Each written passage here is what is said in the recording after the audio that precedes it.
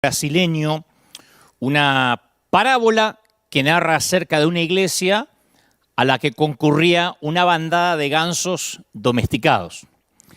Entonces todas las semanas llegaban caminando y escuchaban al predicador hablar acerca de la maravilla que era poder volar.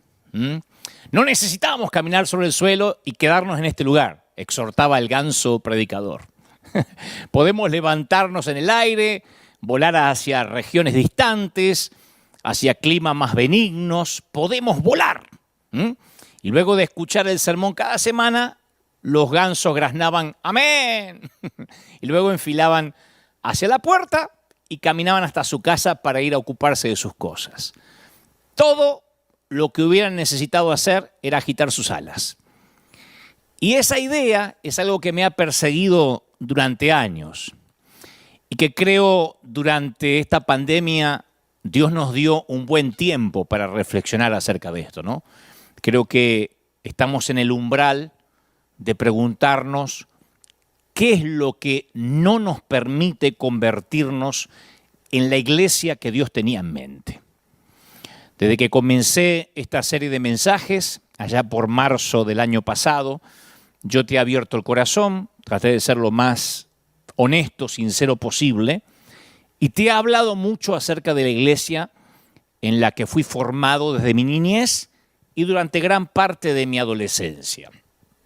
Por eso es que me defino como un legalista en recuperación.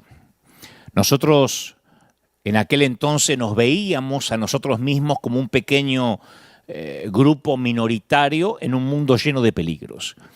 Y cualquier pequeño traspié podía alejarnos de la seguridad y la salvación y acercarnos a las llamas del infierno. Y a semejanza de las paredes de una fortaleza, de un fuerte, la iglesia nos ofrecía la protección contra el mundo terrible de afuera. Y también recuerdo, que lo he contado aquí en varias ocasiones, el sentimiento de satisfacción que nos proporcionaba pertenecer a una minoría perseguida. Era gratificante vivir en el mundo sin pertenecer al mundo. Solíamos cantar, no puede el mundo ser mi hogar. ¿Se acuerdan? No puede el mundo ser mi hogar. Después decía algo como, en gloria tengo mi mansión, no puede el mundo ser mi hogar. Y lo cantamos con unas ganas de querer volar, pero no volábamos como los gansos de mi historia. Simplemente cantábamos que algún día nos íbamos a ir porque el mundo definitivamente no era nuestro lugar definitivo. Y la iglesia representaba el bote salvavidas que nos conducía a través de ese océano embravecido que era este mundo turbulento. Mi iglesia, como te conté, no nos permitía mirar televisión. De hecho, yo participé de actos proféticos de arrojar literalmente el cajón del diablo, como se le decía a la tele, al río. Era pecado ver o jugar fútbol, pecado mortal, ir al cine, jugar al pool y leer el diario, el periódico, porque en el diario venía incluido el horóscopo, ¿no? Y ante la tentación de leerlo, era pecado leer el diario. Entonces la iglesia había erigido esta pared de reglas externas para protegernos del mundo pecaminoso que estaba rodeándonos, que estaba afuera. Pero como digo siempre, una religión fundamentada en lo externo fácilmente se desecha, se descarta, se repele. Así que cuando comencé a crecer, también comencé a rechazar el ambiente legalista de mi infancia, porque se trataba de un medio ambiente controlado, de una suerte de subcultura. Entonces, una y otra vez me preguntaba, ¿para qué pertenecer a una iglesia? ¿Resulta necesario para un cristiano estar en una iglesia?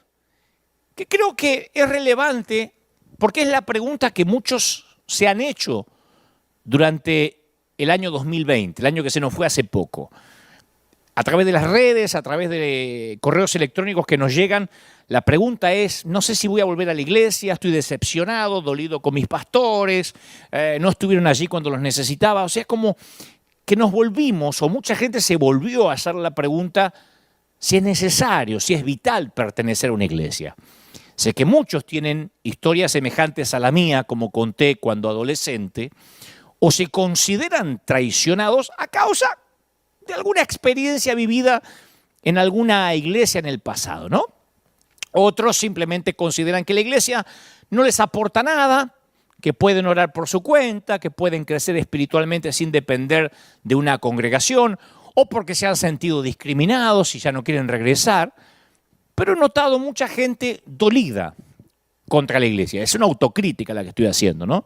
Mucha gente dolida, por lo menos lo expresan a través de las redes. Seguir a Jesús es una cosa. Seguir a otros cristianos dentro de un templo los domingos es como que es algo completamente distinto. Y yo mismo fui adquiriendo, desde que era adolescente hasta la fecha, como cierto reflejo condicionado contra cualquier cosa que oliera a hipocresía, hasta que un día me hice esta pregunta brutalmente honesta. ¿Cómo sería la iglesia, o cómo serían las iglesias, si todos los miembros fueran exactamente como yo? ¿Cómo sería mi iglesia si todos los miembros se parecieran a Dante Gebel? Y ahí me di cuenta que la iglesia, si tuviera miembros como yo, sería un desastre. Me di cuenta que yo detestaba muchas veces, o tenía cierta adversión a los pastores hipócritas, porque en el fondo yo sentía que eran parecidos a mí. Así que bastante humillado comencé a concentrarme en mi propia espiritualidad y no en la de los demás. Además, después de todo, ¿quién tiene un cónyuge perfecto? O padres perfectos, o hijos sin defecto, o suegras perfectas, que eso todavía es más complejo.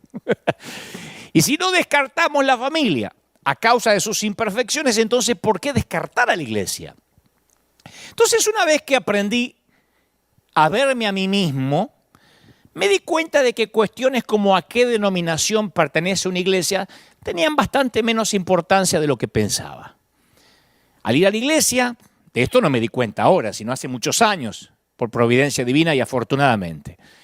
Esto de pensar que tenía que verme a mí mismo antes de ver al otro. Pero yo he aprendido, al ir a la iglesia, 4 cosas que son esenciales. Mirar hacia arriba, mirar a mi alrededor, mirar hacia afuera y mirar hacia adentro. Y esta nueva manera de ver me ayudó a tolerar a la iglesia, a dejar de tolerarla para en lugar de eso comenzar a amarla. Porque por muchos años yo toleraba a la iglesia. Decía, no, es que en la iglesia tal pastor no dispensó confianza, está lleno de gente imperfecta. Y un día cambié mi visión. Una vez que uno adquiere esta visión de la iglesia, ahí es cuando podemos hacer un aporte para que se convierta en la clase de lugar que Dios tenía en mente. Entonces, en primer lugar, yo aprendí a mirar para arriba. Yo acostumbraba a acercarme a la iglesia con un espíritu de consumidor que discrimina, de crítico de cine, ¿no? Como muchos. Pero estoy hablando de mí. Yo iba a la iglesia y si no me gustaba el culto, buscaba dónde era que te devolvían la ofrenda.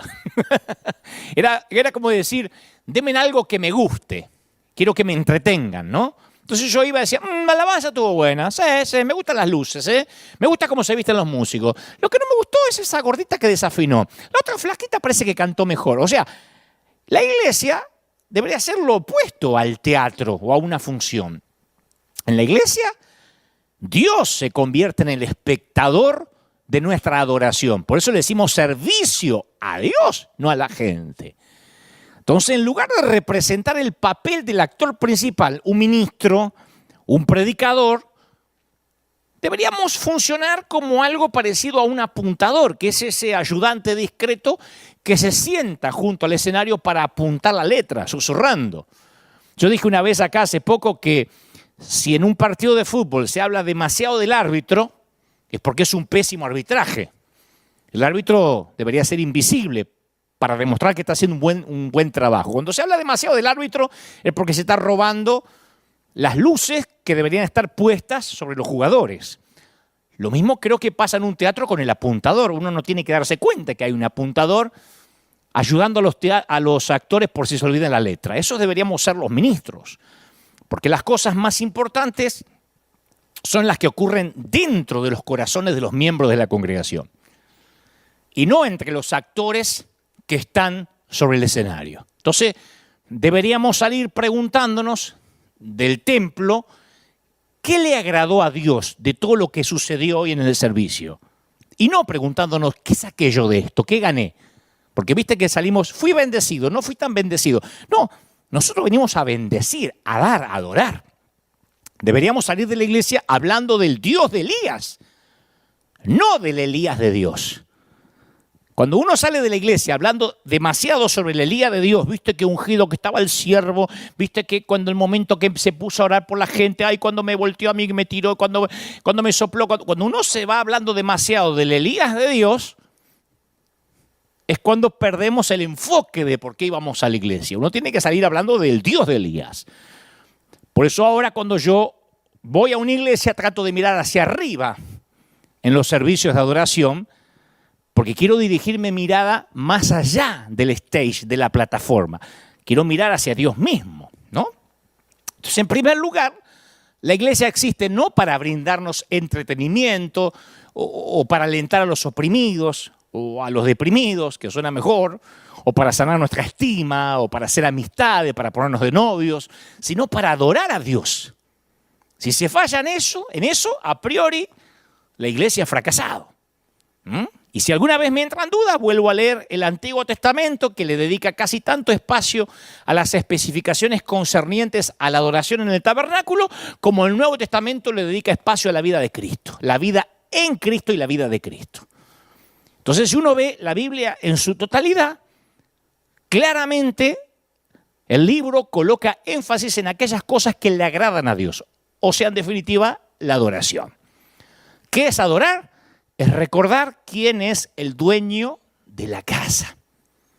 Por eso es una falacia decir, che, este fin de semana tuvimos una visitación del Espíritu Santo, nos visitó el Señor. ¿Escucharon eso? ¿Cómo nos visitó el Señor? Estamos orando por una visitación.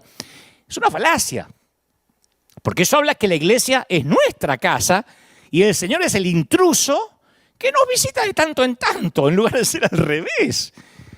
Él habita en su iglesia, no la visita.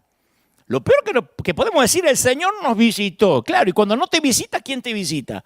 ¿Quién está? ¿No? Aunque suene linda la canción de decir bienvenido a este lugar, Espíritu Santo, es como decirle, te damos la bienvenida a nuestra casa, no es la casa de Dios, a donde venimos a adorar. Nosotros somos los bienvenidos a adorar al Señor. Entonces en la iglesia yo puedo mirar hacia la plataforma como un espectador más o puedo mirar hacia arriba, hacia Dios.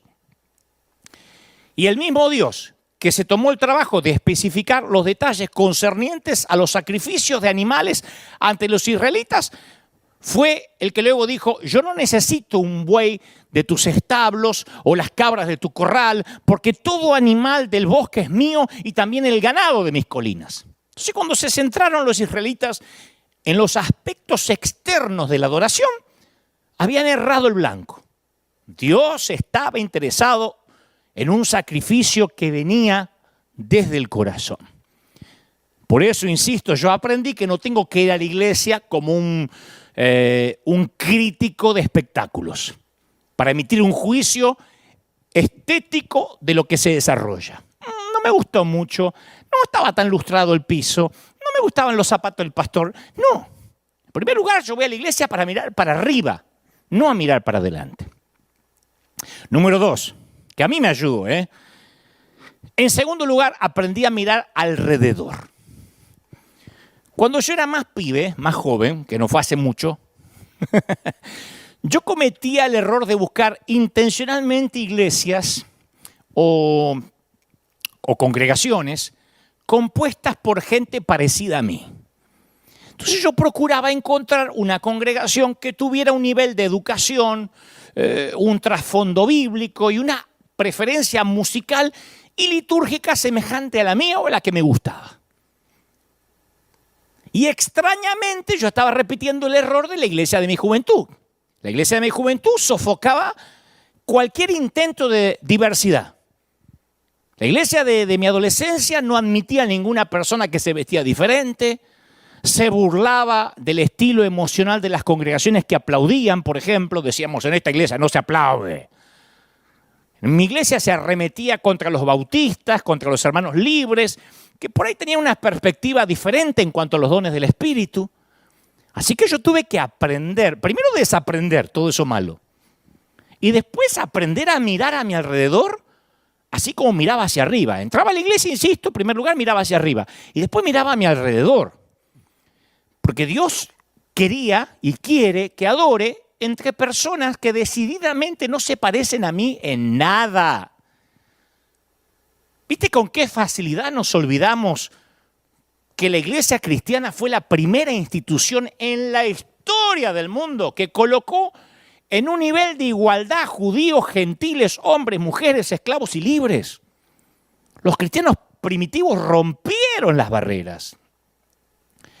Y a diferencia de lo que sucede en otras o con otras religiones, el cristianismo le da la bienvenida a hombres y mujeres por igual. Yo te conté que los griegos excluían a los esclavos de la mayor parte de las agrupaciones sociales, en tanto que los cristianos los incluían. En los templos judíos se separaba a los adoradores por raza y por género, y el cristianismo los reúne en torno a la mesa del Señor. En contraste con la aristocracia romana, constituida mayormente por hombres, la iglesia cristiana permitía que las mujeres y los pobres asuman puestos de liderazgo. Y el apóstol Pablo, que se consideraba un hebreo de hebreos, fue muy elocuente cuando dijo: este es un misterio que desde los tiempos eternos se mantuvo oculto en Dios.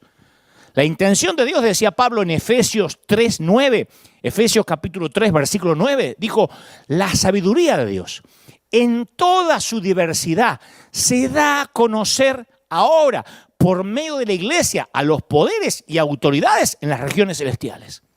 O sea que la iglesia es el único lugar en el que se reúnen no solo diferentes géneros, diferentes estratos sociales, sino diferentes generaciones.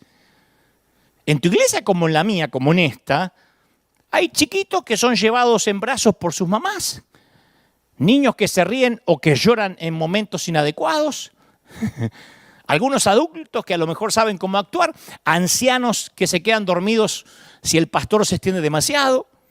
Así que me gusta cuando una congregación está compuesta por gente que no es como yo. Como dije una vez, me preocupa mucho cuando en una iglesia todos se empiezan a parecer. A mí me preocupa mucho cuando se parecen en la vestimenta, cuando todos hablan de igual manera, que Dios le bendiga la paz del Cordero Inmaculado, redime de la concupiscencia de la carne y lo libre de la indisolubilidad de la Trinidad, gloria al Señor, gloria al Cordero, bendito sea el Señor. A mí me preocupa eso. Cuando nos volvemos uniformes, porque eso no es unidad, eso es uniformidad. Cuando no se celebra la diversidad.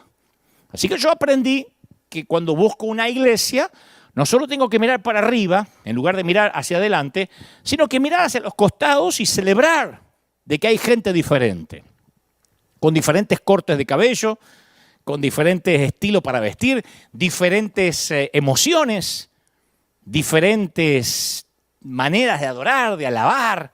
Me encanta eso, diferentes estratos sociales, culturales. Y en tercer lugar, aprendí a mirar hacia afuera. Porque la iglesia es la única sociedad cooperativa del mundo que existe para el beneficio de aquellos que no son sus miembros. Nos olvidamos de eso. La iglesia es la única institución que tiene beneficio para los que no son miembros. Si vos te haces miembro o te afiliás al Barcelona o al Real Madrid, los beneficios son para el que está afiliado. La iglesia es la única institución que los beneficios son para los que no se afilian, para los de afuera. Cuando se sirve activamente a otros, se piensa mucho menos en servirse a uno mismo y eso te cambia la mente. Acá en River, por ejemplo, descubrimos que uno de los mayores beneficios de dar es el efecto que nos produce a los que damos. El mayor beneficio de dar es por nosotros, el efecto que produce en los dadores. Nuestra necesidad de dar es exactamente equiparable a la necesidad que tienen los pobres de recibir. Nosotros necesitamos dar. Nuestra gente necesita dar. ¿Cuándo desde que empezó la pandemia me escuchaste que yo le hablé a la iglesia local, a nuestra congregación, y le dije, por favor, sean fieles en los diezmos, mire que están retaseando las ofrendas, no se olviden de su pastor, de la iglesia? ¿Cuándo? Nunca. Porque nuestra iglesia nunca dejó de dar, porque el beneficio es para los que dan, lo hemos descubierto. Una vez escuché que alguien describió la naturaleza de la iglesia con una metáfora un poco vulgar, pero que a mí me parece maravillosa igual. Él dijo, la iglesia es como el estiércol. Si al estiércol se lo apila todo junto, apesta todo el vecindario. Viste que no hay nada peor que un camión lleno de estiércol. Pero si se lo desparrama, enriquece y abona la tierra. Entonces, cuando yo ando en busca de una iglesia, trato de procurar una que comprenda la necesidad de desparramarse, de mirar hacia afuera, porque si nos juntamos y nos quedamos dentro del templo, apestamos. Somos gente con problemas, y gente con problemas que se suma a gente con más problemas, apestamos. La manera es salir, diversificarse, abonar la tierra. Yo estoy plenamente convencido que al salir hacia afuera es el factor determinante en el éxito o el fracaso de una iglesia. Hay mucha gente que dice, no, lo que pasa es que ahí en River tienen mucha plata, porque ahí están en Estados Unidos. ¿Cuántas iglesias hay en Estados Unidos que fracasaron o han tenido que pedir préstamos al gobierno o que han tenido que despedir sus empleados? ¿Cuál fue el secreto? Porque no fue por mis largas horas de oración, por mis búsquedas eternas en los montes, que estamos de pie y bendiciendo a tantos. El secreto fue que salimos a dar desde el primer día. Resulta. En un primer intento de salir o apenas uno sale, capaz que da la impresión que salir a sembrar, salir a bendecir, drena mucha energía, gasta muchos recursos. Y nosotros hemos descubierto en serio en River que es lo contrario, justamente lo opuesto. En lo que parece una paradoja de la fe, aquel que comparte el amor regresa enriquecido y nunca más pobre. Si Dios va a darte 12 cestas llenas, es porque hay que salir a repartir los graneros, la comida, el amor, la administración, el dinero, los recursos, todo. Por eso es que para nosotros el 2020 fue el año de mayor cosecha de nuestra historia, de manera contable, de manera de recursos, de ahorros, de poder bendecir. Más damos, más recibimos en todo sentido. Entonces uno tiene que mirar cuando entra a la iglesia para arriba, en lugar de mirar para adelante. Luego mirar en derredor y comprobar de que somos diferentes. Y después mirar para afuera, para no apestar como estiércol amontonado. Y en cuarto lugar, aprendí a mirar para adentro. No hay nada que yo pueda hacer para lograr que Dios me ame más o me ame menos. Lo hablamos un montón de veces. Yo pienso que si nuestras iglesias lograran transmitir la gracia a un mundo competitivo, que juzga, que clasifica, un mundo ajeno a la gracia, yo creo que nos convertiríamos en lugares donde la gente se reuniría de a miles. Por eso cuando asisto a una iglesia yo miro hacia adentro y en primer lugar le pido a Dios que me limpie del veneno, de las rivalidades, de las críticas y que me llene de gracia. En lugar de decir, a ver qué dice el pastor, a ver si es un falso profeta, yo me enfoco en mirar para adentro. Por eso sí, siempre trato de elegir iglesias que se caracterizan por vivir en un estado de gracia. Yo recuerdo los primeros meses en que los Gebel nos entregamos a Cristo allá por el año 1975, mirá que de esto hace bastante, que mi papá, como estaba impactado por la sanidad de mi mamá, brindó su garage, sacó su Renault Gordini a la vereda y dejó en el garage un sitio para los servicios. Yo lo cuento mucho, cuando hice la gira Auténtico contaba mucho que teníamos reuniones todos los días, de tan felices que estábamos. Teníamos reuniones martes, miércoles, jueves, viernes, sábado y domingo, menos los lunes. Y como el cartel no alcanzaba para poner reuniones martes, miércoles, jueves, viernes, sábado, domingo, pusimos Cristo salva, sana y liberta todos los días, menos los lunes. No había memes todavía, si no estaría ahí como un meme de internet. No había internet todavía. Bueno, y en esos primeros pasos teníamos muy en claro que el mensaje era para todos. Y que había que traer a los vecinos como sea. El pastor brasileño le decía a mi papá, nuestro primer pastor se llamó Darcy Antunes de Souza. Y le decía a mi papá, usted tiene que traer a su vecino, que escuche la palabra de Dios, traiga lo que sea engañado, que cuando esté aquí Dios lo va a tocar. Y recuerdo en particular a Vicente, un hombre que siempre llegaba borracho y que además no estaba bien de la cabeza. O sea, tenía un jugador menos, jugaba con 10, ¿no? Y no le llegaba mucha agua al tanque, estaba ahí. Me acuerdo que no sabía si era borrachera o otro problema, pero no estaba casi nunca cuerdo, centrado. Creo que todas las iglesias habrán tenido alguna vez a un Vicente, ¿no? Y si Vicente llegaba con un par de cañas encima, entonces más o menos resultaba manejable el tipo. Si llegaba después de haber ingerido un vino entero en cartón, el famoso en Argentina se llama el Tetra Brick, que es vino barato y medio ordinario, pero que lo emborrachaban por completo solo de olerlo. Cuando él llegaba así, la iglesia se convertía en un lugar más emocionante que de costumbre, ¿no? Vicente podía llegar a saltar desde atrás, por encima de los bancos, hasta llegar al altar, agarrándose entre la gente. Podía levantar sus manos en alto durante un himno y realizar gestos obscenos. O esperar un silencio para gritar, ¡que viva la Virgen y el niño Jesús, caracho! O gritaba. No voy a decir lo que decía, pero gritaba cosas que eran bastante heavy para el momento, ¿no? Por ahí se paraba y lo insultaba al diablo, por ejemplo. O podía quedarse dormido, caerse para atrás y llevarse con él todo el banco, incluyendo las hermanas que estaban sentadas con él. Ya a Vicente lo habían echado de 2 iglesias. La tercera era la nuestra, pero era nuestro borrachito. Mi papá lo abrazaba a tiempo, lo abrazaba siempre, le decía, don Vicente, esta es su casa, está su iglesia, venga mañana otra vez. Mañana vengo, Dios mediante, decía. Y se iba a dormir la mona y el otro día volvía. Claro, teníamos la esperanza que algún día Dios quizá lo iba a tocar. Y algunos miembros de la congregación comenzaron a ofrecerle ropa, otros lo invitaban a cenar, muchas veces pasaba la Navidad con alguna familia de la iglesia. Después de un par de años, Vicente, alardeando de su talento musical, pidió unirse al grupo de música. Él decía, yo tocaba en un conjunto, en un grupo, y quiero tocar ahora en el grupo para Dios. Bueno, lo probaron, resulta que no tenía ninguna habilidad musical. Pero después de tomar una prueba, ¿cómo le decís que no? Entonces el líder de alabanza llegó a un acuerdo con él. Vicente iba a poder involucrarse con los demás, pero sí mantenía la guitarra eléctrica desenchufada.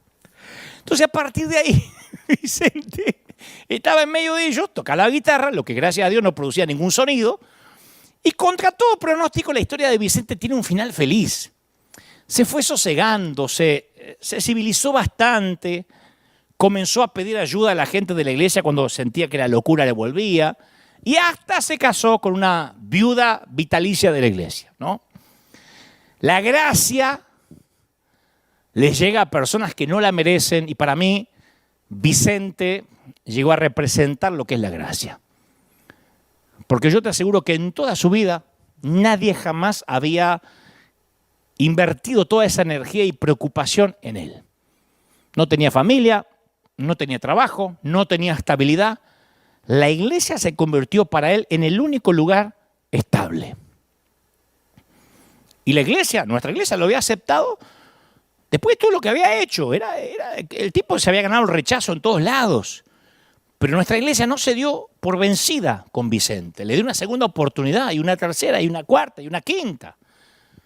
Tuvimos culto durante ese año todos los días y no recuerdo uno que haya venido sobrio, Vicente. Pero le decíamos, vuelva mañana. Y mi papá le decía, no va a faltar, Vicente. Acá voy a estar si Dios quiere y la Virgen, decía. Nunca tuvo en claro bien, ¿no? La liturgia en qué creíamos. Entonces, los cristianos que habían experimentado la gracia de Dios se la traspasaron a Vicente. Y esa obstinada gracia grabó en mí un cuadro indeleble que conservo hasta hoy. de todo lo que Dios tiene que soportar al elegir amar a personas como yo y como vos. Por eso ahora procuro encontrar iglesias que tengan ese tipo de gracia. Y eso es lo que hemos tratado en estos años de ser en River. Ahora, yo soy dolorosamente consciente que esta clase de iglesia que acabo de describir, la iglesia ideal que a veces queremos encontrar, constituye la excepción, no la regla. Muchas iglesias ofrecen más entretenimiento que adoración, más uniformidad que diversidad, más exclusivismo que programas de extensión, más ley que gracia. Pero yo me acuerdo a mí mismo, me tengo que recordar a mí mismo las palabras de Jesús a sus discípulos. No me escogieron ustedes a mí, yo los escogí a ustedes. Y como dije el domingo pasado, la iglesia era el riesgo que decidió correr Dios, su apuesta, por decirlo de alguna manera. Pero he llegado a ver en esa imperfecta humanidad de la iglesia un signo de esperanza. Dios le concedió a la raza humana el mayor de los honores, el elegir vivir dentro de nosotros en vaso de barro. Somos vaso de barro. Entonces el cuerpo de Cristo constituye la nueva identidad que rompe las barreras de raza, de nacionalidad, de género y hace posible esta comunidad que no existe en ningún otro lugar del planeta. Yo tan solo con leer el primer párrafo de cualquiera de las cartas de Pablo dirigidas a las diferentes congregaciones que estaban esparcidas por todo el Imperio Romano, todas esas cartas empiezan diciendo, estamos en Cristo. En Cristo. Y eso importa más que la raza, el estatus económico, que cualquier otra categoría que humanamente se pueda inventar. Mi identidad en Cristo es más importante que mi identidad como argentino, o como ciudadano de California en este caso, o como varón, o como hispano. La iglesia es el lugar que yo celebro esta nueva identidad y la trabajo en medio de gente que presenta muchas diferencias con respecto a mí, pero que comparte algo que tenemos en común. Somos instruidos a vivir esta sociedad alternativa ante los ojos del mundo que nos está mirando. ¿Está claro? Entonces, mientras que los gobiernos reducen la ayuda y los subsidios, la iglesia debe salir a convertirse en los graneros del mundo. Más que nunca. Mientras los políticos construyen nuevas cárceles, la iglesia tiene que meterse en los barrios marginales para desde la raíz de la familia disminuir la criminalidad. Mientras los sociólogos debaten nuevas formas de estigmatizar a las madres que engendran hijos fuera del matrimonio, la iglesia debe ayudar a esas mujeres a hacer frente a las consecuencias de haber evitado el camino aparentemente más fácil como lo es el aborto. En tanto que expertos en desarrollo construyen lujosos condominios, barrios privados, la iglesia debe honrar a los ancianos que viven en casas de latón, de láminas, de pobreza. Entonces, al experimentar la gracia de Dios por nosotros mismos, tenemos que pasarla a otros gratuitamente, sin condiciones, como es la gracia, como siempre fue, es y será. La iglesia tiene que enviar una nueva señal radicalmente distinta a la del mundo, la manera que implique una posibilidad prometedora. Por esa razón la iglesia sí vale la pena. A tu pregunta, a mi pregunta, ¿vale la pena la iglesia? ¿Me tengo que congregar cuando se abran los templos? Sí. Pero convengamos que una iglesia que no rechaza a los pobres, a los Vicentes sin hogar, a los impredecibles, se arriesgan a traer gente que puede perturbar los cultos de adoración y a todos les gusta eso, ¿no? A todos les gusta. Hay un maravilloso libro titulado ¿Cómo puedo ayudar?, de Paul Gorman, que relata lo que él siente, el autor, cuando se encuentra con chiquitos, con pequeños que tienen la cabeza calva. Y él escribe, hay veces que percibo que los niños con cáncer tienen muchísimo miedo y probablemente sí se estén muriendo y todo el mundo a su alrededor, sus papis, sus hermanos, tengan el corazón partido. Y dice este autor, yo tuve una idea. La idea de caminar por esos hospitales y además de orar por esos niños y sus familias, voy siempre con palomitas de maíz, también llamados popcorn o pochoclos en Argentina. Y dice, cuando un chiquito llora, porque se aproxima la próxima quimioterapia, yo toco sus lágrimas con una palomita de maíz y luego la pongo en mi boca o en la de él, dice el autor. ¿Para qué? Bueno, para sentarnos juntos y comernos las lágrimas los unos a los otros. Nos comemos las lágrimas juntos. Y la iglesia es lisa y llanamente sentir el sufrimiento de otro. Y esto implica comerse las lágrimas de otra persona. ¿Acaso existe alguna otra manera? Hay otro pequeño libro que estuve leyendo esta semana que lleva un hermoso título, se llama El sanador herido. Fascinante por donde lo lea. Son esos libritos que no son muy conocidos, no son bestsellers, ¿viste? Lo tenés que buscar, son ediciones limitadas, casi no aparecen. Pero El sanador herido describe la vida de las personas abandonadas y solitarias que no tienen quien las ame. Y este autor también cuenta acerca de un joven pastor que no tenía nada que ofrecerle a un viejecito que tenía que enfrentar una cirugía, excepto su preocupación amorosa. Era lo único que le ofrecía el pastor. Y dice el autor, ningún hombre puede permanecer vivo cuando nadie lo espera. La persona que va a una cirugía sabiendo que nadie lo espera al regreso no sobrevive. Pasan la vida. Cualquiera que regresa de un viaje largo busca encontrar a alguien esperando por él en la estación o en el aeropuerto, porque todos quieren contar sus historias, compartir sus momentos de infortunio, de alegría con alguien que se quedó en casa esperando el regreso. Entonces, a veces, el único significado que aquellos que estamos en la iglesia podemos darle al dolor de la gente es la seguridad de que sus sentimientos, sus sufrimientos, que aparentemente no tienen sentido para ellos, sí lo tienen para nosotros. Acompañar. Creo que la iglesia falló en acompañar. Vamos, damos consejos, lo que tienen que hacer. Falló en abrazar al divorciado y acompañarlo. Pero vamos y le decimos, ¿por qué se divorció? Lo quería juntar, no lo separa el hombre. Vamos a la madre soltera, ¿pero por qué? Usted se iba soltera, ¿por qué no esperó? No se cuidó. Entonces, siempre vamos a juzgar. No acompañamos. Incluso cuando por momento, al comernos las lágrimas, nos puede parecer inútil, aún eso tiene su recompensa.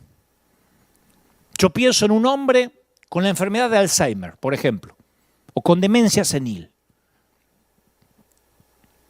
Su hija trata de suplir sus necesidades, pero cada día su papá le rompe el corazón preguntando, ¿quién sos? A la propia hija. Y ella ve el cascarón vacío que queda del que una vez fue su padre. Yo lo viví con mi mamá. Pienso en un niño de 12 años, severamente discapacitado con un cociente intelectual de un bebé. El niño va a vivir una larga vida, va a ser adulto, pero recostado en una cama, con pañales, sin movimiento alguno, inhabilitado para hablar, para comprender, para saber quiénes son sus padres. Entonces, ¿podemos encontrar algún sentido a la situación de ese adulto senil o de ese niño discapacitado?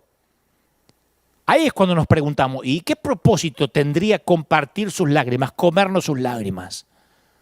¿Sabes cuál es? Lo que decía hace un ratito, el propósito es el cambio que produce en nosotros, porque ni el viejito enfermo de Alzheimer, ni el niño discapacitado capaz que van a cambiar. Pero la mayoría de las personas que aprendieron a que la iglesia es mirar hacia afuera, mirar al otro, se vuelven más tolerantes. Nos olvidamos de esa frase, ¿y yo qué gano con esto? Frase que yo conocí cuando llegué a este país, hace unos 12 años atrás. Muchos hispanos preguntaban, ¿y yo qué gano con esto? ¿Y acá qué dan?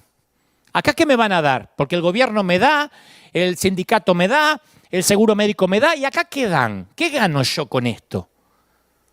Y cuando uno se congrega o va a la iglesia pensando en qué gano yo con esto, no hemos entendido a priori lo que significa el evangelio.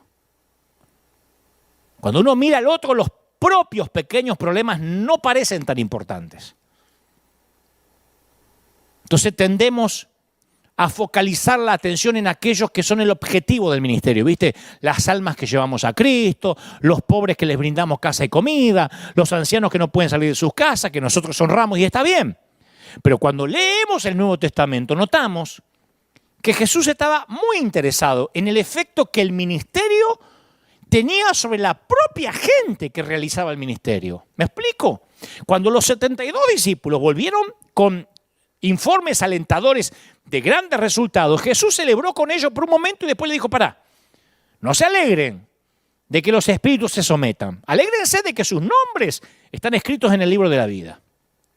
Entonces, evidentemente, lo que sucedía dentro del corazón de los discípulos era para Jesús tan importante como lo que habían realizado exteriormente. Lo que te quiero decir es que el comerse las lágrimas beneficia a aquel que voluntariamente las recibe, lo mismo que el que las ha vertido primero. Yo he experimentado por mí mismo el saludable efecto que tienen las lágrimas compartidas. Cuando veía recién Misión Graneros, o cuando veo el Proyecto Honra, no te imaginas cómo yo lo disfruto. Soy un chico. Digo, ¡ay, mira! Primero, no sé si existe en una misma oración santo orgullo, ¿no? Porque si es orgullo no es santo. Pero se me infla el pecho de argentino cuando veo las banderas de River llegar a lugares donde no llegó nadie. Porque digo, esa es nuestra congregación de hispanos, ahí estamos. Y después, ver gente llorar que a lo mejor no saben ni quién soy. Yo tampoco sé quiénes son ellos. Primera vez que nos conocemos a través de una pantalla. Y saber que puedo bendecir, a mí me hace bien. A la gente que siembra en River le hace bien. Por eso la siembra aquí no escasea. Por eso tenemos cada vez más siembras y diezmos y ofrendas de todo el mundo. Gente que dice, yo siembro en River porque ustedes miran para afuera. A pesar de que la gente somos tan diferentes, tan caóticos. Por eso pienso que la iglesia que funcionaba en el garage de mi casa, con Vicente haciendo sus líos, se parece mucho a la iglesia de Corinto, porque Pablo le escribía mucho a la iglesia de Corinto, porque ahí también parecía que había un espíritu de caos. Se ve que había muchos Vicentes. Uno ve las cartas a Corinto y muestran con claridad por quienes estaba compuesta la congregación. Había mercaderes judíos, había gitanos, griegos, prostitutas, paganos idólatras. Y ningún otro libro del Nuevo Testamento muestra oscilaciones tan importantes en el tono. O sea, Pablo batalló contra los cismas dentro de la iglesia, contra las divisiones, arengó acerca de un caso de incesto, luchó por evitar que la cena del Señor se convirtiera en un lugar de debate, de disputas. Yo cuando veo la iglesia de Corintios, por comparación, los corintios logran que River o que tu iglesia parezca aburridísima. La mayoría de los estudiosos piensan que la primera carta de Corintios data capaz que antes que cualquier otro libro del Nuevo Testamento. Se presume que debe ser el primer libro del Nuevo Testamento. Y los primeros capítulos muestran al apóstol lidiando básicamente con esta cuestión, con la cual empezamos el mensaje de hoy. Exactamente, ¿qué es esa cosa a la que llamamos iglesia? Pablo se lo pregunta a toda la primera carta de Corintios, ¿qué es la iglesia? O en otras palabras, ¿qué era lo que Dios tenía en mente cuando pensó en iglesia? Entonces la carta de Pablo a los Corintios deja traslucir la forma que él intenta encontrar las palabras adecuadas, como que prueba varias metáforas. ¿Viste cómo hacemos los oradores o los escritores cuando probamos varios ejemplos a ver cuál encaja mejor? Dice en un momento, ustedes son el campo, ya sé lo que es la iglesia, ustedes son el campo de cultivo de Dios. Lo dice en el capítulo 3 de la primera carta de Corintios. Y después explora la metáfora, ¿no? Con profundidad. Dice, yo, Pablo, me parezco un granjero que siembra. Y viene otra persona y riega. No. Más bien ustedes se parecen al edificio de Dios. Yo eché los cimientos y otro coloca la siguiente hilera de ladrillos. Y lo que es mejor, ustedes son un templo, un edificio diseñado para tener a Dios adentro. Sí, piensen acerca de esto, dice Pablo. Dios vive en ustedes que constituyen su edificio sagrado. Entonces cuando uno lee a Pablo dice, pará, Pablo, un campo, un edificio, un templo, decidiste, macho. Es lo que yo pienso cuando leo la sucesión de metáforas que hace, ¿no?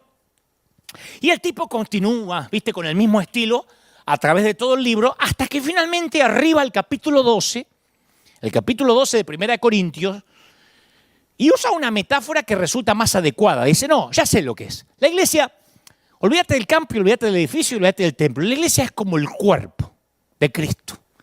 Y ahí el libro cambia de tono y como que eleva el estilo, ¿viste? Deja las características de una, no sé, de una correspondencia personal y se convierte en esa prosa magnífica que finalmente nos encontramos en el capítulo 13. Creo que lo que tenemos en 1 Corintios es un informe de Pablo mientras piensa en voz alta y trata de encontrar la forma más precisa de descubrir esta cosa que se llama iglesia. Entonces cada nueva metáfora arroja una luz diferente sobre el tema, ¿no? Y esta última, referida al cuerpo, es como que es la descripción más exacta de todas. Pablo utiliza un capítulo entero para explorar ciertos paralelos fisiológicos y después en todas sus otras cartas regresa a la misma metáfora del cuerpo, como una docena de veces. Como que de todas las metáforas del templo, del edificio, del campo, esta es la que más le gustó, la del cuerpo.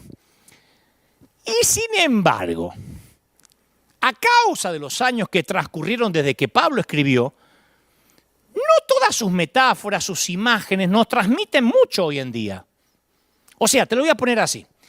A pesar de que la verdad que señalan estas metáforas no cambia, nuestra perspectiva sí cambió, nuestro paradigma sí cambió, se modificó y muchísimo. Por ejemplo, vamos a considerar las ilustraciones de una granja. Claro, los corintios entendían lo que era una granja, porque las granjas, los viñedos rodeaban la ciudad de Corinto. Además, ellos compraban sus productos a los granjeros, a las ferias locales, no iban al mall, al shopping. Hoy en día en las ciudades modernas tenés que viajar bastante para encontrarte una granja respetable y la comida la conseguís en la estantería de un supermercado. Como dijo una vez un chiquito que se había creado un departamento, che, fui al campo y conocí un pollo vivo, dice. En serio, vi un pollo vivo, porque él desde que nació los había visto congelados y envueltos en una bolsa de nylon. Entonces, para los seres humanos, la metáfora de la finca, del campo, como que perdió la inmediatez. Y la metáfora del edificio presenta un problema similar, porque en la Corinto del primer siglo, uno podía comprar un carro de ladrillos, colocar un fundamento, proceso que no requería más habilidad que poder cavar una zanja y mantener una línea recta. Hoy para construir se necesitan permiso para construir, perforadoras neumáticas, palas mecánicas, montacarga, varillas de hierro, contratistas que preparen el concreto, contratista general que supervise la obra y además que sea a través del sindicato. Entonces, en algún punto de toda esta complejidad, también la fuerza de esta metáfora se diluye. Así que sin que nadie se ofenda, sin que los teólogos me quieran apedrear, yo voy a usar una metáfora más contemporánea de la iglesia. Humilde, ¿eh? No quiero agregar nada a lo que dijo Pablo, pero una metáfora más contemporánea. En la Catedral de Cristal, la desaparecida Catedral de Cristal, que yo no vendí, porque nunca fue mía, era de los gringos, funcionaba una suerte de iglesia que se manejaba sin el cuartel central de una denominación y sin comisión directiva y sin familia pastoral. Dentro de la Catedral de Iglesia había como una subiglesia, dentro de la Catedral de Cristal, perdón, había una subiglesia. Se la conocía por el nombre de Alcohólicos Anónimos. Fue lo más parecido, eso que tengo años de peregrinar cristiano, fue lo más parecido que yo vi en comparación con la iglesia primitiva. Vos entrabas y veías sentado en círculo a un político conocido, a varios millonarios, gente de mucho dinero, me consta, que se mezclaban entre marginales desempleados, indocumentados, ciudadanos, algunos muchachitos con marcas de jeringas en sus brazos. Las presentaciones eran del tipo, como vemos en las películas, hola, mi nombre es Juan, soy alcohólico y drogadicto, Y entonces todos en voz alta tienen que decir con calidez, hola Juan. Y los miembros de ese grupo disfrutaban el hecho de estar con gente que los veía más allá de su fachada. Porque cuando vas a Alcohólicos Anónimos no hay razón para no ser sinceros. Porque para pertenecer a esa comunidad tenés que entender que estás en el mismo bote. No es que, los ricos se sientan adelante y los pobres los vamos sentando por atrás. Este que diezma más vamos a darle bolilla, al otro no tanto. No, ahí en círculo. Alcohólicos Anónimos no posee propiedades, no tiene oficinas centrales, no tiene un centro de prensa, no tiene cuerpo administrativo, porque los fundadores originales incluyeron cláusulas para impedir cualquier intento de que Alcohólicos Anónimos se vuelva burocrático.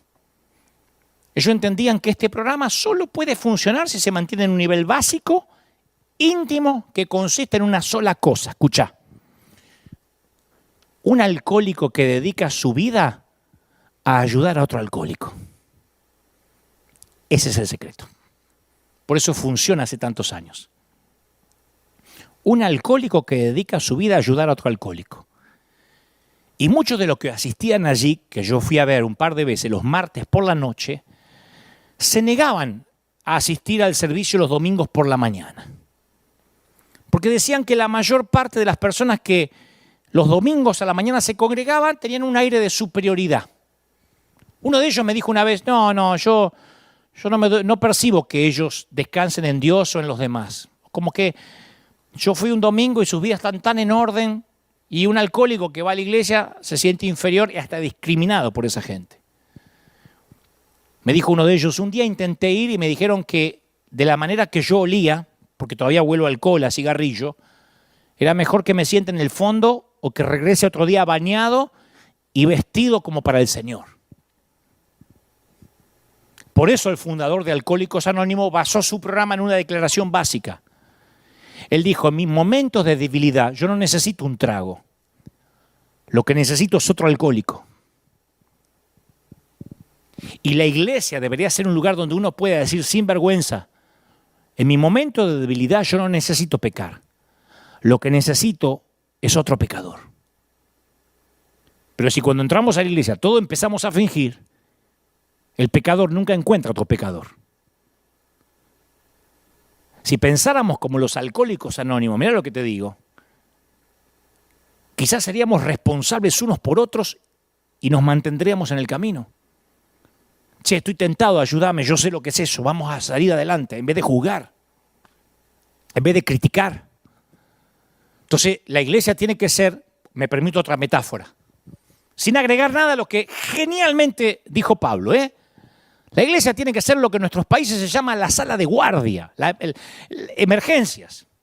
Viste que en lugar de pedir cita con el médico de un hospital y esperar en un hall abarrotado de gente durante una hora, podemos dirigirnos a emergencia, a la sala de guardia, y lograr que nos suturen un dedo, nos examinen un tobillo, nos hagan un electrocardio, porque no podemos respirar. Me gusta pensar en la iglesia como uno de esos centros de emergencias abiertos 24 horas, fáciles de encontrar, con la disposición a atender las necesidades de la gente que llega buscando solucionar emergencias inesperadas.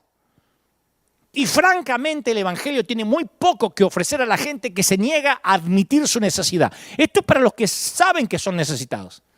Porque para los que se sienten seguros de sí mismos, son una minoría dentro de este mundo tan triste y tan lleno de dolor. Yo me detengo a pensar solamente en la gente de mi barrio, de mi vecindario, y veo un catálogo entero de necesidades humanas. Una familia devastada por el nacimiento de un chiquito con un cerebro atrofiado, que nació con solo un tallito cerebral.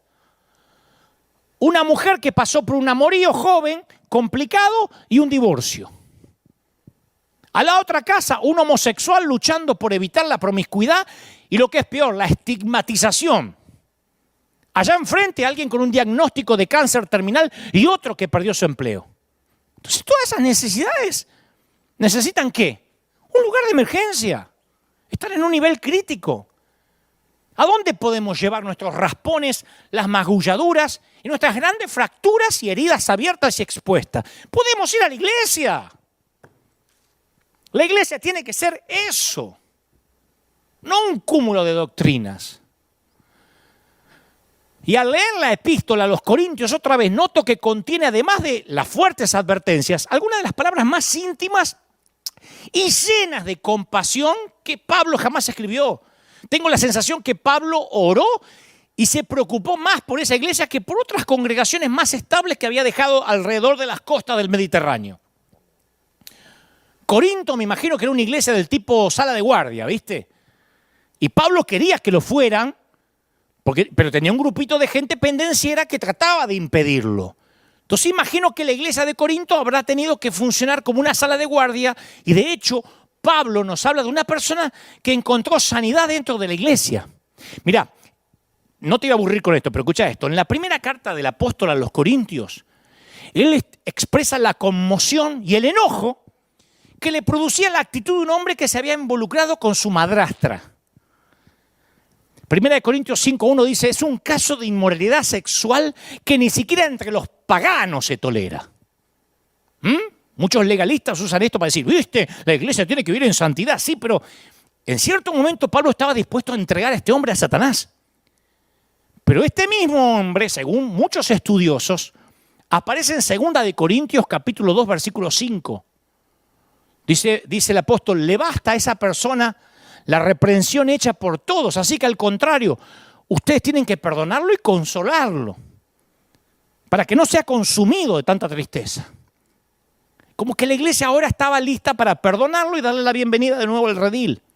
El tratamiento de emergencia había resultado efectivo. Entonces, según palabra del apóstol Pablo, dijo, pero Dios escogió lo insensato del mundo para avergonzar a los sabios y escogió lo débil del mundo para avergonzar a los poderosos. Primera de Corintios 2, 1, 27. Entonces, la iglesia de Dios es lo bastante grande y lo bastante pequeña como para exaltar a los humildes y humillar a los soberbios. Las instituciones se fundamentan y se sostienen por el estatus, por el rango. Anda a ver el ejército, un soldado sabe cuál es su lugar y también lo saben los demás. Los galones de un uniforme te indican el rango. Y en el mundo de los negocios, el título, el salario implican estatus. Los metros cuadrados de tu oficina. Subí un ascensor, un elevador en un gran edificio y vas a notar piso a piso, por la simple observación del mobiliario de las oficinas, que el estatus de los ejecutivos crece juntamente con la altura del edificio. En los negocios el estatus se deriva de la actuación. ¿Pero qué pasa en las familias? El estatus funciona de manera diferente. ¿Cómo se logra estatus dentro de una familia? Pensá. Un chico, un niño, un bebé, obtiene los derechos de familia solo en virtud de su nacimiento, ¿o no? Un chiquito que tiene bajos logros académicos no es echado de la familia. De hecho, voy a ir más allá, un chiquito enfermo que produce muy poco, que no ayuda en la casa porque vive enfermo, a veces recibe más atención que sus hermanos sanos. Eso es una familia. De modo semejante, en la familia de Dios se nos dice directamente, ya no hay judío, ya no hay griego, no hay esclavo, no hay libre, ni hombre ni mujer. Entonces, todas esas distinciones artificiales se han derretido bajo el sol de la gracia de Dios. Y a medida que Dios va adoptando hijos, te guste o no te guste, se hacen acreedores de los mismos derechos inmerecidos que disfruta el primogénito, o sea, el mismísimo Jesucristo. Dice 1 de Corintios 12, 21, el ojo no puede decirle a la mano, no te necesito. No puede la cabeza decirle a los pies, no los necesito. Al contrario, los miembros del cuerpo que parecen más débiles son indispensables. Y a ver si entienden o entendemos lo que Pablo quiso decir con altura. Y los miembros del cuerpo que nos parecen menos honrosos, que no andamos mostrando por ahí, los tratamos con una honra especial. Y se les trata con especial modestia a los miembros que nos parecen menos presentables, mientras que los más presentables no requieren tanto trato especial. Así Dios ha dispuesto los miembros de nuestro cuerpo, dando mayor honra a los que menos tenían. a fin de que no haya división en el cuerpo, sino que sus miembros se preocupen por igual unos con otros. Si uno de los miembros sufre, escucha, es Biblia. Si uno de los miembros sufre, ¿qué pasa? ¿Qué pasa? Los demás salen a matarlo en las redes sociales. Falso profeta, apóstate. No, comparten el sufrimiento. Si uno recibe honor, como te va en Yanquilandia, a ver, te fuiste, eso pasa. O los demás se alegran con él. Decime si esto se parece, lo que dice Pablo, a lo que pasa en las redes sociales de algunos creyentes. Cuando un líder se equivoca, los demás sufren con él. A un líder le va mal y todos sufrimos con él. Che, me duele que le vaya, si estoy orando por él. No tengo nada bueno para decir, entonces mejor no digo nada. O cuando alguien es bendecido, nos alegramos con él. Decime si esto pasa. La mejor manera de visualizar la forma en que estas verdades se plasman en un grupo real de personas es remontarnos a cualquier escena familiar. Pensar una mesa familiar en la última Navidad en tu casa. Bueno, esta Navidad fue muy particular por la pandemia. Pensá en las Navidades anteriores. Viste que en cada familia encontramos individuos exitosos y otros que son fracasos. ¿O no? Mi vieja decía, en todas las cocinas se cuecen habas. Es de todo en la viña menos uva. ¿O no? A pesar de que algunas personas reunidas alrededor de la mesa son inteligentes, otras son estúpidas, algunas son feas, otras son atractivas, algunas son saludables, otras son enfermas. Es una familia. Y en una familia estas diferencias se vuelven insignificantes, son familia. Vos no podés decir, no, la abuela está enferma, así que no se siente a la mesa. Está ese tío que todo el año haces el mayor esfuerzo por mantener alejado de la familia, pero no existe una forma práctica de dejarlo afuera, hay que invitarlo. Porque el tío pertenece a la familia, como todos nosotros, nacimos de los mismos antepasados, los mismos genes están instalados en nuestras células. Escuchá, el fracaso no cancela nuestra membresía en la familia. Yo muchas veces estuve sin trabajo en casa y me sentaba a la mesa. Muchas veces tenía una decepción fuerte y me sentaba a la mesa. Me senté en la mesa cuando me congregaba y me senté en la mesa cuando tuve mi periodo de rebeldía. Una familia es el lugar donde cuando llegás tienen que admitirte. ¿O no? Las familias funcionan mejor no ocultando las diferencias que existen, sino celebrándolas. Che, este me salió músico, ahora este es un cuadrado para la música, lo que le gusta es la arquitectura. Este es un inútil. ¿O no? Una familia sana fortalece a los miembros más débiles y al mismo tiempo evita destruir a los más fuertes.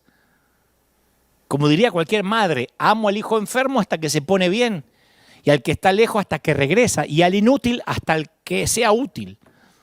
La familia es la única institución humana dentro de la cual no se puede elegir. ¿Vos elegiste tu familia? Porque si hubiese podido elegir, capaz que nacías en el Palacio de Buckingham. Yo no elegí los Goebbels y los Stokely, ni elegí nacer en Billinghurst. Yo hubiese elegido una ciudad más cool. Hubiese elegido un sitio más de onda. Nací en Billinghurst. ¿Vos sabés dónde queda Billinghurst? ¿Vos sabés dónde queda? Nadie sabe dónde queda Billinghurst. Solamente el que vivió en Billinghurst, porque no te queda de paso de nada. Después de Billinghurst no hay más nada. Hay una tosquera donde te caes. No hay nada. Amo mi barrio, pero no se hacen paseos turísticos por Billinghurst. Entonces entramos a la familia por haber nacido y como consecuencia nos vemos involuntariamente arrojados al lado de una colección de personas extrañas y diferentes a nosotros. La iglesia nos llama incluso a ir más allá, voluntariamente. Elegir agruparnos con un conjunto de extraños porque tenemos un vínculo común en Jesucristo. Entonces yo he descubierto que la iglesia se parece más a una familia que cualquier otra institución humana. La iglesia, ¿sabés qué es? Escuchá si estás decepcionado con la iglesia. No voy más porque ahí hay gente muy chusma. La iglesia es el lugar donde vive la persona con la que nunca quisieras vivir. Por eso la iglesia es como el cuerpo de Cristo.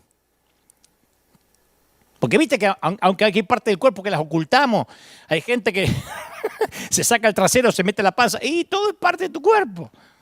El cuerpo es uno solo, dice Pablo. Tiene muchos miembros y todos los miembros, no obstante, sean muchos, forman un solo cuerpo. 1 Corintios 12:12. Entonces la presencia de Dios ya no habita en el tabernáculo de Sinaí, en un templo en Jerusalén. Dios eligió morar en gente común y hasta terca, gente como vos y como yo. La iglesia se conforma con gente, no de edificios situados en Buenos Aires o en California o en Houston. Entonces cuando los domingos nos congregábamos, muchos ya lo están haciendo, y miramos a nuestro alrededor a la gente que puebla los asientos, ahí entendemos el riesgo que Dios asumió. Porque por alguna razón Dios hoy se revela a sí mismo en el mundo, no a través de una columna de nube, de fuego, ni siquiera a través de su Hijo en Galilea, sino a través de esa colección híbrida que conforma nuestra iglesia local. El apóstol Pablo parece no haber podido superar el impacto que le producía esta verdad, y él tomó las cuestiones mundanas que se presentaban en Corinto muy seriamente, porque creía que lo que pasaba dentro de la iglesia de Corinto no solo los reflejaba a ellos, sino que también reflejaban a Dios. Para el mundo que nos mira, nosotros constituimos una prueba de que Dios está vivo. Nosotros le damos la forma visible a lo que es Dios. Por eso tiendo a desalentarme con facilidad, porque la mayor parte del tiempo nosotros como iglesia representamos muy pobremente lo que es Dios. ¿O no? Pero cuando me vuelvo hacia un libro como 1 Corintios, me da una repentina ráfaga de esperanza. Digo, ¿a quiénes Pablo escribía estas elevadas palabras? A un grupo de corintios que no son mejores ni que vos ni que yo, integrados por idólatras, adúlteros, propagadores de chisme, viejas chismosas. Nosotros le causamos a Dios gran dolor y sin embargo Dios apasionadamente está comprometido con nosotros. ¿No deberíamos tener algo de esa misma actitud hacia la iglesia que nos rodea? Yo me cansé de escuchar gente diciendo, yo estoy dolido con mi iglesia. ¿Qué querías? Cuando una iglesia evita realizar el ministerio, pero no pasar por el dolor y las complicaciones que la gente rota trae, la iglesia sufre, no madura, no crece. Yo no te quiero aburrir, pero Jesús en la última cena nos dio un modelo para la labor de la iglesia. Mientras que los discípulos proponían, vamos a elegir los funcionarios, determinemos las jerarquías, establezcamos ciertos patrones de profesionalismo, Jesús agarró una palanganita, un cubo de agua, una toalla y comenzó a lavar los pies. Y les dijo, les pongo esto como ejemplo para que hagan lo mismo que yo hice con ustedes. Juan 13:15. Yo creo que el espíritu de servicio es el único gran sello que identifica a la iglesia que hace la voluntad de Dios. Somos gente con problemas, pero que sirve. No existe otra manera. ¿Acaso existe otra manera? Esto es iglesia. A veces los edificios, las comodidades, una junta formada por hombres hábiles logren que marche hacia adelante la iglesia. Pero la cuestión de fondo es, ¿con qué finalidad hacemos que marche la iglesia fluidamente? Porque lo que Dios busca en una congregación es que fomente el desarrollo de comernos las lágrimas de otros, de la sensibilidad ante el dolor. Y en tanto que muchos dan vuelta la cara para no ver los que están sin hogar y continúan con sus vidas, hay otros que dicen, no podemos darle la espalda a los que sufren. Las personas sin techo están hechas a imagen de Dios. Hay que servirlas como haría Jesús. Es lo que nosotros como River enseguida pensamos cuando los templos se cerraron. Bueno, el gobernador nos puede impedir que nos juntemos, pero no puede impedir que sirvamos. Pablo dijo, la actitud de ustedes debe ser como la de Cristo Jesús, quien se rebajó voluntariamente tomando la naturaleza de siervo. Filipenses 2:5. El patrón bíblico en cuanto al ministerio señala que la senda que conduce a la fortaleza es la debilidad. Pablo mismo tenía un aguijón en la carne y dijo, yo creo que oró el tipo, dijo, Señor, pensá en lo eficaz que yo puedo ser si me quitas el aguijón. Es un impedimento para servirte. interfiere con el trabajo que tengo que hacer. Yo haría grandes cosas si me quitas el aguijón. Y las respuestas a las oraciones del apóstol fue una firme negativa. ¿Por qué Dios permitía que Pablo sufriera? El apóstol mismo nos da la razón, para evitar que me volviera un presumido, un agrandado. Mi poder se perfecciona en la debilidad, le dijo el Señor. Y Pablo aprendió a responder, 2 Corintios 12:7, por lo tanto, gustosamente haré alarde de mis debilidades. Anda a encontrar muchos pastores que hagan alarde de sus debilidades. ¿Qué líder hace alarde de sus debilidades? ¿Qué líder muestra su debilidad? Él dice, haré alarde de mis debilidades para que permanezca sobre mí el poder de Cristo. Me regocijo en debilidades, en insultos, privaciones, persecuciones, dificultades que sufro por Cristo, porque cuando soy débil, soy fuerte. Toma. La declaración de Jesús más repetida en los evangelios se refiere a que cuando perdemos nuestra vida es cuando la encontramos. Y la mejor manera de perderla, ¿sabes cuál es? Sirviendo a otros. Eso es iglesia. Por eso creo que fundamentalmente la pandemia nos enseñó a los que servimos a que la pandemia, las cuarentenas, es tierra fértil para servir. Tenemos la tendencia a pensar, y bueno, la vida debería ser justa porque Dios es justo, pero Dios no es la vida. Si desarrollamos una relación con Dios separada de las circunstancias de nuestra vida, entonces podremos tomarnos de Él cuando la realidad física se desintegra, cuando viene una pandemia. Podemos aprender a confiar en Dios a pesar de las injusticias y de las pandemias. Mirá los héroes de la Biblia, Abraham, José, David, Elías, Jeremías, Daniel, Job. Pasaron pruebas durísimas, pero encontraron la forma de sostenerse a través de la confianza en Dios, a pesar de las dificultades. Otra que pandemia. Los tipos pasaron de todo. Pero su fe pasó de ser una fe de contrato, es decir, voy a seguir a Dios si Dios me trata bien, a convertirse en una relación que trascendía cualquier dificultad. Por eso pienso que cuando las iglesias vuelvan a la normalidad, los creyentes de contrato habrán desaparecido. A veces las personas que estamos relacionadas con el ministerio, quizás más que otra gente, vivimos en ese contrato de fe. ¿Viste? Decimos, bueno, estoy entregando tiempo, yo diezmo, entrego energías en la obra de Dios. No merezco un trato especial en reconocimiento. Yo escuché, no entiendo cómo un siervo de Dios se puede enfermar y morir de COVID. ¿Y? ¿Cómo que no?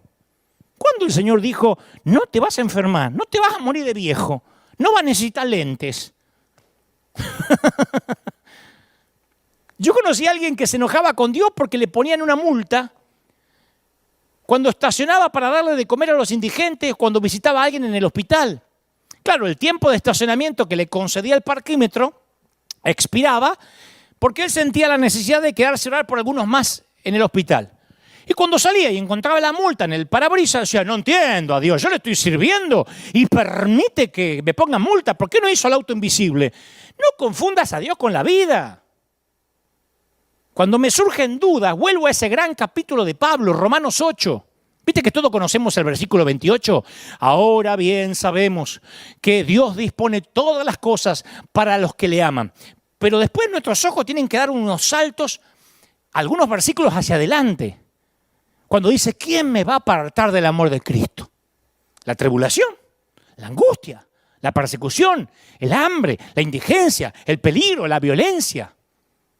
Ahí Pablo sintetiza su autobiografía.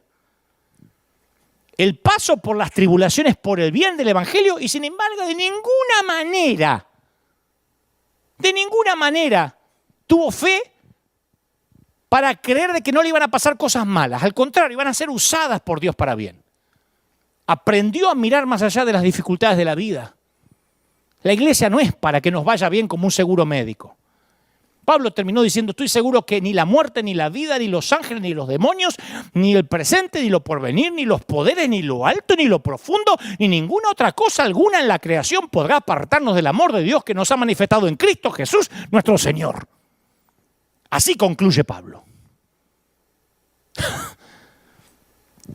Todo padre conoce, en cierto modo, los riesgos que implica delegar, ¿no? con todas las tristezas y alegrías que esto acarrea. Un chiquito que está dando sus primeros pasos, se agarra, se suelta, se cae, se vuelve a poner en pie, pero nadie descubrió otra forma de aprender a caminar. Y mi querido, si la iglesia fracasa en su misión y comete serios errores precisamente porque en su seno incluye seres humanos en que le falta más gloria de Dios, es porque estamos aprendiendo a caminar. Ese es el riesgo que Dios corrió. Cualquiera que entra a la iglesia esperando perfección o no comprende la naturaleza del riesgo que Dios asumió o no entiende la naturaleza de la humanidad. Cada cristiano debe descubrir que la iglesia es el comienzo.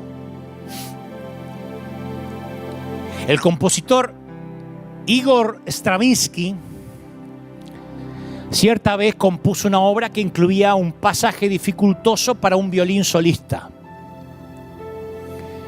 Y claro, después de varias semanas de ensayo, el violinista que ejecutaba ese solo fue a hablar con Stravinsky y le dijo: no lo puedo ejecutar. El tipo había hecho sus mayores esfuerzos, pero encontraba que era dificultoso ese pasaje, imposible de tocar en el violín. Y Stravinsky le dijo: yo lo entiendo. Lo que estoy buscando no es perfección, sino el sonido que puede producir alguien que está intentando tocarlo. Capaz que algo semejante es lo que Dios tenía en mente con respecto a la iglesia. Y para terminar, quiero explicarte por qué el mensaje de hoy se llama así. Y esto le va a dar sentido a todo lo que dijimos. ¿Por qué el mensaje se llama Cerca de la Quinta Sinfonía? Y es lo que quiero que te quede en la mente. Yo recuerdo una ilustración similar de un pastor, similar a esto de Stravinsky, de un pastor que defendía a la iglesia contra las críticas de esa gente que la desestimaba por la hipocresía, por todo lo que nos molesta de la iglesia a todos, ¿no? Por los fracasos, por la inhabilidad de sus líderes. Porque claro, porque uno no encuentra la medida de los patrones de la iglesia del Nuevo Testamento. Y este era un pastor que vivía en una comunidad conocida por su falta de sofisticación cultural. Mirá qué fino que lo voy a poner, para no decir que vivía entre gente bruta. Había poca sofisticación cultural. Y la orquesta improvisada de la escuela secundaria donde asistía su hijo, cada año intentaba tocar la Quinta Sinfonía de Beethoven, ¿no? Que es una de las más complejas del compositor. Cada año intentaba tocar la Quinta Sinfonía. Y el pastor dice: yo pienso que esa ejecución, cada vez que la tocaban los chicos de la secundaria, hacía retorcer al viejo Beethoven en la tumba a pesar de la sordera. Así que un día, harto de escuchar los torpes intentos, ¿viste?, de los alumnos de secundaria de ejecutar la Quinta Sinfonía, encaró el profesor de música y le dijo: mire, ¿para qué coloca sobre estos pobres muchachos la terrible carga de tratar de interpretar lo que el inmortal Beethoven tenía en su mente? Ni siquiera la gran orquesta sinfónica de Londres puede lograr esa perfección de la Quinta Sinfonía. Y la respuesta del profesor lo dejó atónito al pastor. Dice: no, yo no lo hago por los alumnos. Los alumnos ni en sueño van a tocar a la perfección la Quinta Sinfonía de Beethoven. Ni aunque ensayen 24 horas, todos los días.